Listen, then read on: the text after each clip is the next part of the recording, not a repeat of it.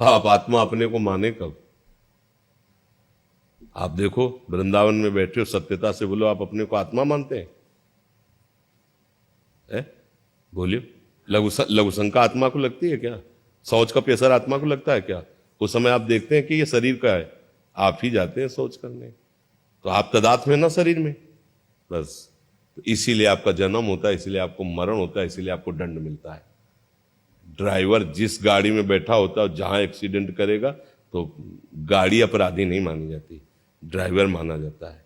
हाँ? सैनिक राजा के होते हैं, पर हार और जीत राजा की मानी जाती है।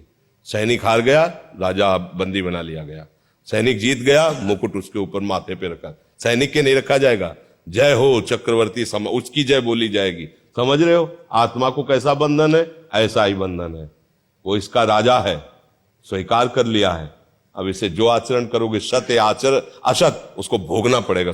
अवश्य में भोक्तव्यम कृतम कर्म शुभाशुभम, क्योंकि तुमने स्वीकार किया है। तुम अपने स्वरूप को नहीं जानते हो, केवल बातें पढ़ ली है और सुन ली है। जिस दिन स्वरूप को जान जाओगे तो प्रश्न ही खत्म हो जाएगा।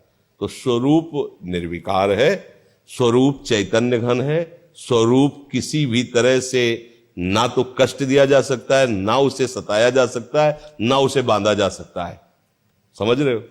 हाँ, वो अछेद्य है, अक्लेद्य है, अशोष्य है, पर आप क्या स्वरूप में है? नहीं।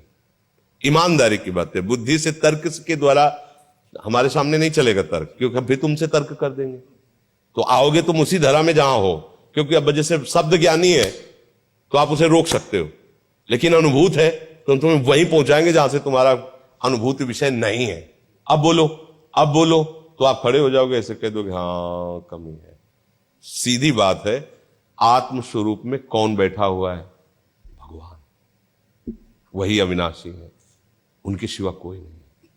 अब आप उनकी शरण में हो जाओ और उनका नाम जप करो, तो ये जो भ्रम हो गया है आपको कि मैं शरीर हूं, ये नष्ट हो जाएगा। ये जो भ्रम हो गया है कि मेरा जन्म होगा, मेरा मरण होगा, मैं दुखी हूं, मैं सुखी हूं, ये नष्ट होगा। ये भगवान तुम्हें ज्ञान देंगे। तेषाम सतत युक्तानाम भजताम प्रीतिपूर्वकम तो ददामि बुद्धि योगम तम। अब आपकी बुद्धि का योग करा दिया स्वरूप से। अब जो भ्रम था, स्थूल देह, सूक्ष्म देह, कारण देह, सब खत्म।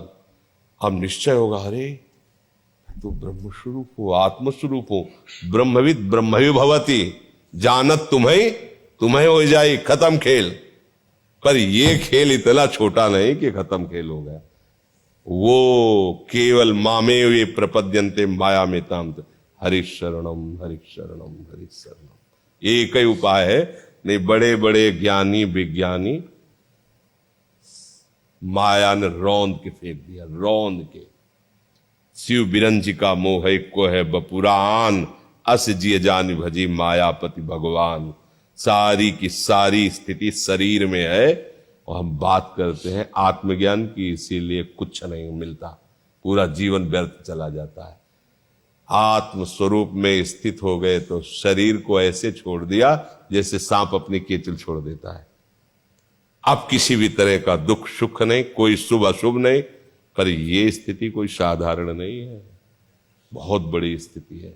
जो निर्विघ्न पंथ निर्वाही, सो कैवल्य परम पद लाही। ज्ञान के पंथ कृपान के धारा, परत खगेश लगे नहीं बारा। एक छोटी सी वृत्ति काम है, क्या उस समय आप ये अनुभव करते मैं आत्मस्वरूप हूं, मुझे परास्त नहीं कर सकता?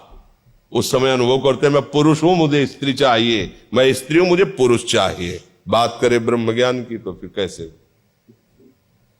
देखो, डॉक्टर के पास जाओगे तो वही नस पकड़ी जाती है जिसमें बीमारी बैठी हुई है।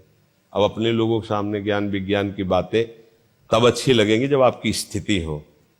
होता क्या है कि हम लोग चार बातें पढ़ ली ना, तो महात्माओं के पास जाके हम सोचते हैं कि अपनी छाप, अरे भैया जिस बात को तुमने पढ़ा उस बात में उन्होंने जीवन गंवाया है, पूरे जीवन उसमें तो वो बात वो देख रहे हैं। चुपचाप जाओ, उनकी शरण में हो जाओ, तो वो बात तुम्हारे अंदर आ जाएगी।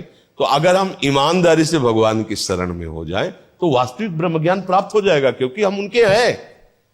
हमारे घर की बात है ब्रह्म ज्ञान, हमारे घर की बात है भगवत, क्योंकि हम प्रभु के हैं, प्रभु के स्वरूप है, प्रभु के अंश है। पर इसको समझने के लिए देहाभिमान का नाश करना होगा। बिना देहाभिमान गलित हुए अध्यात्म में उन्नति नहीं होती, और हम लोग देहाभिमान को ही आध्यात्मिक उन्नति मान लेते हैं। चार लोग प्रणाम कर लिए, भजनानंदी कह लिए, तो हम मान लेते हैं बड़े भजन करने हैं।